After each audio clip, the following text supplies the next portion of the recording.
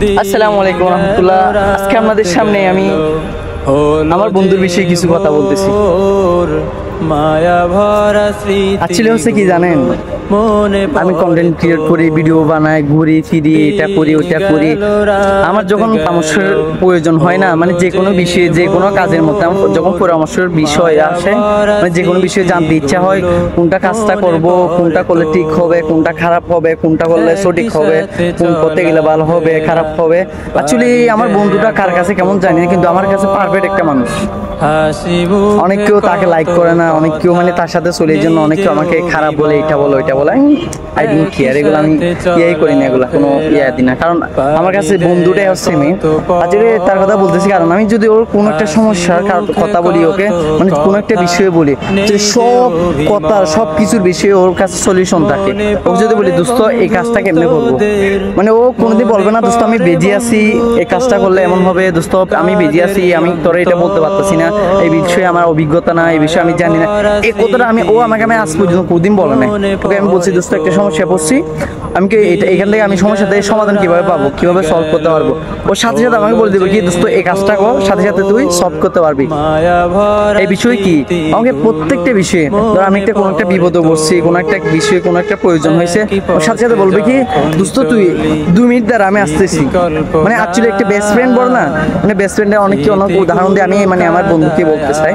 Actually অনেকে আমার বন্ধু বলতে আলহামদুলিল্লাহ অনেক আছে, কিন্তু তার মধ্যে ও একটু অনেকটা স্পেশাল, তাকে অনেকে ভালোবাসে আর কি, তার সাথে থাকি চলাফেরা।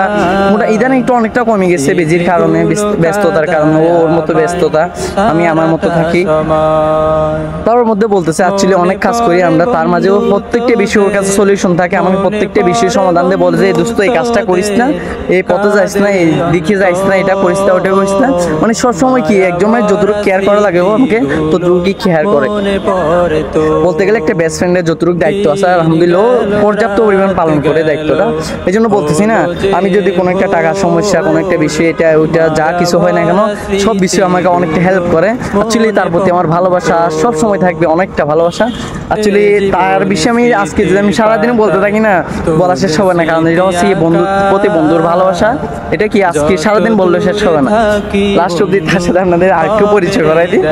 এই যে আমার বন্ধুটা হচ্ছে সেই, এতক্ষণ যার কথা বললাম আমার বন্ধু, আমার বন্ধু হচ্ছে এটা টানা বাড়তে, এটা হচ্ছে আমার বন্ধুরা হচ্ছে সে। এই যে বন্ধু মানে ওর নিয়ে আমি যদি 2 দিন যদি বলতে থাকি তবু বলা শেষ হবে না। এটা হচ্ছে আমার ভালোবাসার অন্তরের একটা বন্ধু। বুঝতে তো আমাকে কেমন ভালোবাসো, পিওর ভালোবাসি, পিওর লাভ। দোস্ত এটা কি তুই আমাকে তোর পান দিচ্ছিস কি লাস্টে সাথ, তুই আমাকে খাওয়াবি না, আমি তোর থেকে খামোই জন্য। পান ছাড়া দুনিয়া চলে, তো ওভারঅল পামে থাকে, পামের বাহিরেও। আচ্ছা সমস্যা আছে, পামের বাহিরেও তোমার একটু ঘনিষ্ঠ বন্ধু হবে। আমি তোর কথা বুঝতে পারছি, রং চা নাকি দুধ চা কোনটা? আসলে চাটা ও খাওয়াচ্ছে, কাপটা দেখাচ্ছি না কারণ ওরা আমাকে কি বলে যে ওদের আমরা প্রমোট করতেছি না, কারণ আমার দোস্ত হচ্ছে বাইরে একটা মানুষ এলাকায়। ঠিক আছে ভাই, ধন্যবাদ তোমাকে। যা যা বলছো কিছু শুনি নাই, তারপর তোমাকে অসংখ্য কৃতজ্ঞ থাকবো যে তুমি আমাকে বন্ধু হিসেবে মানো। ঠিক আছে, আমার বন্ধুকে অনেক সুন্দর লাগতেছে। ওর নাম্বার আর আইডি আমি ইনবক্সে দিয়ে দেবো, দুটো messenger. Sorry I have a girlfriend, so others no girls, অন্য কোনো মেয়েকে লাইক করি না। তো আমরা একজন গার্লফ্রেন্ড বেটার। ইংলিশ কি তুই পুরাটা বলবি? বলছি আই হ্যাভ এ গার্লফ্রেন্ড। ওকে, নাম বল দেবো, নামটা গোপন থাকে, কখনো বিয়ে হলে সব কিছু জানাবো।